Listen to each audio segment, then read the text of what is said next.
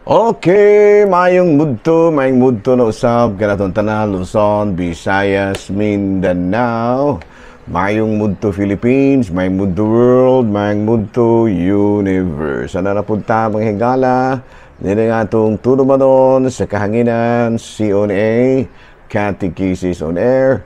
O ako lang gihapon kini ang inyong ubus nga alagad, Reverendo Padre Edwin Academia Acap. Bueno, ato dahil nga timbayaon og happy fiesta ang atong mga kaigsuunan din ha sa Himalalod, no?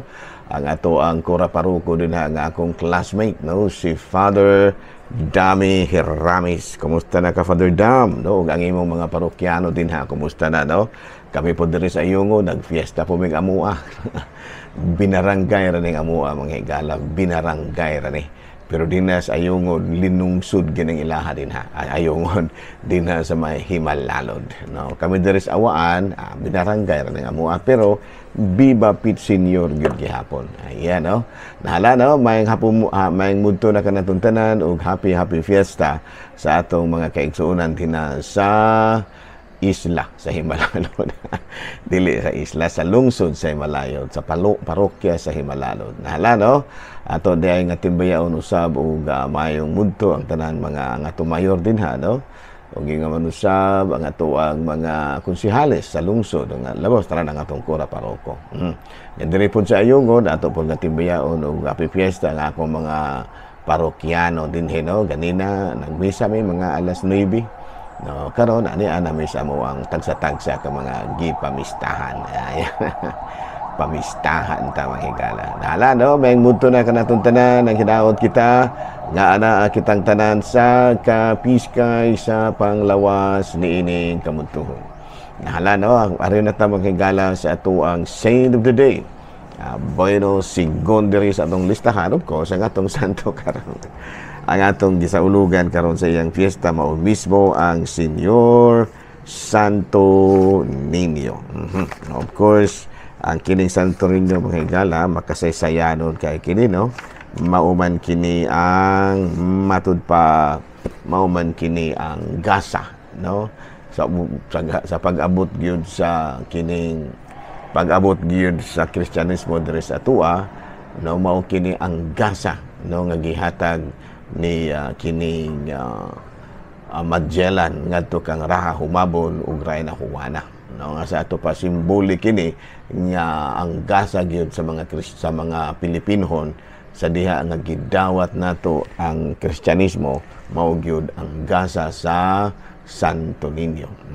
Ano, so this a gift muna nga palangga kita Santo Niño higala, no? Dili kita niya pasagdan, no? Kay nga naman mukhang guni siya ang gasa lang kanato sa diha nga kita midawat sa Kristyanismo din sa ato. Ano man nga Viva Pit Senior. Karong sa Cebu kuan pa ilaha pit sa dili pa kay kuan ilaha ikatulong nga Domingo man sa bulan sa Enero. Pero gwapo sad kay din ha, no? Kanang sa una na kuan ko din ha kanang nag-eskwela man ko sa una diha sa Cebu sa Seminaryo Mayor de San Carlos o diha mismo sa una sa kuha pa ko sa akong engineering course din ako sa Cebu. Tigsimba ko mga higala kanang kadlawon pa, no? Kay kung ana monimba na ka sa Santo Niño sa Basilica o mga alas kuana kining latong mga alas 7 alas 8 di nakakaitarong og lakaw. Magtakilid na ka mga higala tungod sa kadaghan kay mga debuto sa mahal nga Senyor Santo Niño. Usually mo simba ko mga alas 5 alas 4:30, no? Kay hourly man na, no? Alas 4 alas 5 ingon na, no? Kay pag kana dili pa kayo na daghan, no? Dili pa kayo na daghan, pero kana nang mga alas 8 alas 7 alas 9 di na matabang mga higala, no? Grabe na, no?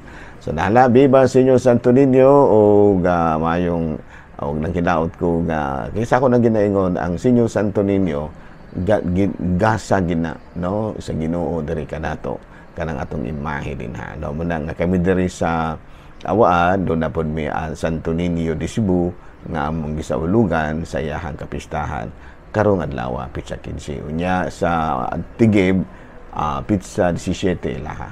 Sa kuan po dire sa may Dumulog mao gihapon Santo Niño gihapon na din ha, no? Gani Nindot sa kaya ng ilahang kwan din na kapistahan sa ilahang Pete Senior.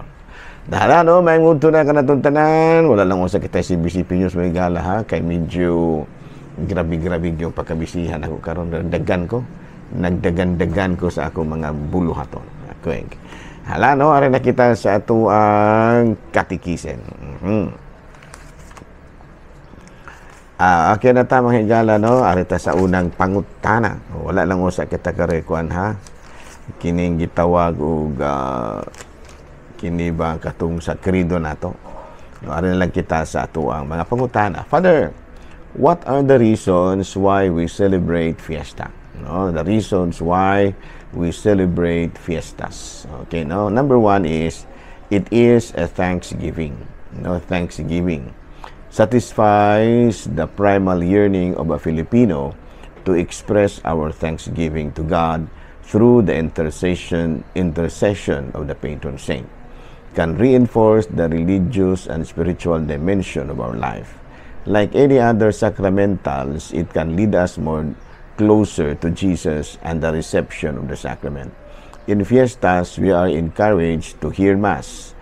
Let our babies be baptized and share our graces received the entire year to our fellow men. There is a certain sense of gloriousness that we can feel during fiesta, compatible with humility, not pride, vanity, and credulity. So, reasons to celebrate fiesta, number one, it is kining Thanksgiving. Doon na po yung mga doon naman lagi mga do's, doon na po yung mga don'ts, kining, so doon na yung mga likayanan, so gikuan gyud gikuan nato kanang gilikaya nato ang commercialization, kana bitang pangwarta na lang yun hinuon, mga negosyante di na gani hinuon manimba. Munay usa sa mga balantaya, kay doon ay daghan kayong mga negosyante nga wala dili manimba, commercialization, so muna likaya nato. Number two, we should refrain from activities that could weaken the religious and spiritual motive. Likayan gid nato ang mga kalihukan nga makapawala sa relihiyoso ug espirituhanong mga kasaulugan. Muna siya. And then, of course, there are no more social events. First of all, there are religious. Okay, Okay, naabot tayo makita sa Biblia maghigala nga nagsaulog og fiesta. Of course, sa Deuteronomy chapter 16 verse 1, saulugan ninyo ang fiesta sa pagsaylo alang sa Ginoo nga atong Dios diha sa bulan sa Ahib. Kay usa ni anang kagabi sa maong bulan gikuha kamo sa Ginoo nga inyong Dios gikan sa Ehipto. Sa ato pa mga pagpasalamat lagi, Mumanay kanang piyesta sa pagsaylo sa mga Hudiyo, pagpasalamat man nga diin gikuha sila sa Dios gikan sa Ehipto. Unya sa Deuteronomy 16 kapitulo 13 sa 14, sa uluga ang piyesta sa barong-barong sulod sa 7 ka adlaw human sa ting-ani. Kamu ug ang tanang sakop sa inyong banay, lakip ang mga Levita, mga langyaw, mga ilo, ug mga byuda, mga anaa puyo sa inyong lungsod. Kinahanglan nga malipayon nga magsaulog sa kapistahan. Muna, Kaya ang kapiesta lagi, pagpasalamat lagi ni, Daghan kayong mga kalihukan gyud nga atong gipahaom ni anang adlaw. Okay, Nya sa Levitico, sa Deuteronomy kapitulo 16 bihapon 16, tulo ka higayon sa matag tuig ang tanang lalaki ninyo kinahanglang moadto sa lampuanan aron pagsimba sa Ginoo didto atol sa kapistahan sa pagsaylo, sa kapistahan sa ting-ani o sa kapistahan sa barong-barong. Ayaw pag-adto sa lampuanan kung wala kay dalang halad. Kinahanglan nga ang matag usa kaninyo magdalag halad sumala sa panalangin nga inyong nadawat sa Ginoo nga inyong Dios. Unya sa Leviticus kapitulo 23 bersikulo 1 andun sa 2, ang Ginoo miingon kang Moses, sultihi ang mga Israelita nga maukini ang mga kapistahan nga gitagal sa Ginoo aron sa ulugo ninyo ug inyong imantala ingon nga mga balaang adlaw sa panagtigom. Sa Lucas kapitulo 2 bersikulo 41 sa 42, matag tuig moadto sa Jerusalem ang mga ginikanan ni Hesus aron pagsaulog sa kapistahan sa pagsaylo. Sa 12 ka tuig na si Hesus nangadto sila sa kapistahan ingon sa naandan. Muna gina no pagpasalamat man gud na. Okay na. Pader kana ra ba okay ra ba na kanang magsaulog ta nga kana bitang piyesta nga wala matungod sa pizza. Sa pizza ang tubag niya na pwede ra na. Basta maayo kana bitang makatarunganon ang rason, no? Pananglitan, climate barrier, no? Panahon sa ting-ulan, dili man ta makapista na. So magpili-pili tag pizza nga dili pangulan. Nya peace and order, no? Ang inyong lugar perte kayo nga gubuta, dili nalaman mo makapista na sa eksaktong panahon. Unya ang schedule kan pug kaayo kanang daghan kaayo mga important events. So nato pa dili pwedeng dunganon. Ano pwede ra na siya. No, pero ug dain pong laing rason, availability of priest to celebrate mass, no, kay kinibitang usahay ang mga pari dili man lagi makalugar kay naay daghang kayong schedule, so wala nga pwede ra pod og dili matungod. No, unya kanang pista padre nga dili matungod kay giusob-usob kay ang timing sa birthday sa apo. Dayong sunod birthday na pod sa apuhan. Dayong sunod birthday na pod sa kining gitawag nato og uyuan. Ang tawag niya muna dili mao kay ang fiesta dili man na para sa inyong apo. Kay ang ilalang ilagiana nga makuan kana bang mausara gasto, ayaw, lahi ang fiesta, lahi ang birthday sa inyong apo. Oh, klaro ba? Okay, no? Pero kadang fiesta nga walay patron, pwede ra ba na? Ang tubag ni ana, dili gina sa fiesta, no kanang imuhang gihimo. Kaya ang uban ni ana, murag muna ginaingon nga giabusaran ang fiesta kay ang uban mananghid mangayo og permit gikan sa mayor kay magpabaili, kay magpabulang, kay mao kana tungod kay magfiesta sila. Pero sa tinud-anay lang wala gipistang nahitabo kay wala man gani patron o wala man gani pari nga nagmisa. Diha lapit na mo niya nga sa una si anhing mayor Saranya mo refer pag yun nako. Sa pader usa maning fiesta sa kuan tinuod ba gini o tumo ra ni. Sa ako sa nginan sa tinuod gina mayor kay giimbitar magani ko something like that. No, mayor Saranya sa una sa Bayuan. Patay naman yung taon to. Anhing mayor Saranya. Ayan, no? Jerry Saranya. Okay, klaro. Mga tanag ito siya. Kay, yung mga kapitan nga, labi na mga dili katoliko nga himuon mga kapital ang fiesta mangayo o permit kay muna magpatigbakay, magpabulang tungod kay nagfiesta kuno sila. Ya pagando di ay walay patron, wala pud gani misa. So muna nga mangutana ginako to si anhing mayor Jerry Saranya. Kaya ang fiesta gyud aduna gina say religious implication. Dili na pwedeng magtumo-tumo rata. No? Question, unsa man ang tao unsaon man nga ang tao dili mahimong kabus ug makalunuoy ginamit ang pulong sa Dios. Ayan.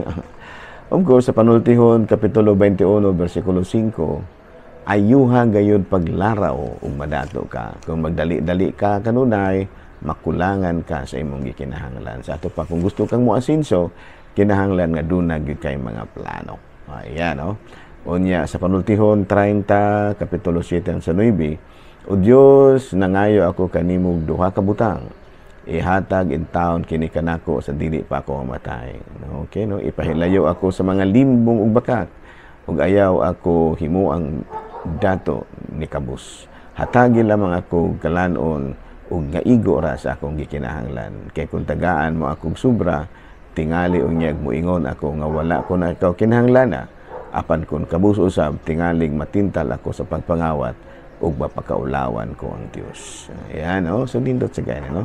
Sa panultihon kapitulo 10 bersikulo 4, makapubri kanimo ang pagkatapulan, apan makadato kanimo ang pagkapugihan. Ayan, no? So pangutana, unsaon man nga ang tao mahimong kabus ug makaluluo sa ni nga dili, no, unsaon man ang tao dili mahimong kabus ug makaluluoy gigamit ang pulong sa Dios. Of course magamit yun nimo, no, isip inspirasyon ang mga pulong sa Dios. Okay, no? Pero laing pangutana, Father, last na lang din, no? Unsay diferensya sa diborsyo ug annulment of marriage? Sa divorce, at the start, valid ang marriage, pero sa nakadugay na nagka-problema muna nga nagbulag sila, gibulag. Pero ang annulment, right from the start, invalid ng daan ang kaminyoon. So doon na gitawag na to og impediment ang kaminyoon. No, muna nga sa diha nga nakuha na sila, kanang gitawag na itong nakasal na, pwede na itong maanal ng ilang marriage. Atong i-prove nga sa sinugdanan palang daan, walay kasal nga nahitabo.